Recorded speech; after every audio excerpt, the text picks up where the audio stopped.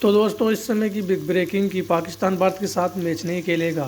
पाकिस्तान ने भारत के खिलाफ 15 फरवरी को होने वाले मैच का बायकॉट किया है। ये खबरें चल रही है और ये शायद सच भी है। पाकिस्तान का कहना है कि हम भारत के साथ मैच नहीं खेलेंगे और जो उन्होंने बांग्लादेश के साथ किया है उसके लिए मैच नहीं खेलेंगे। तो सुनो भिखारी हो, तुम मैच का तुम्हारा बाप भी मैच खेलेगा। 22 फरवरी को जो 15 फरवरी को मैच है ना, तुम्हारा बाप भी आके खेलेगा वो मैच। मैं बोल रहा हूँ आज तुम्हारा बाप भी आके अगर मैच नहीं खेले ना तो मैं यूट्यूब छोड़ दूंगा।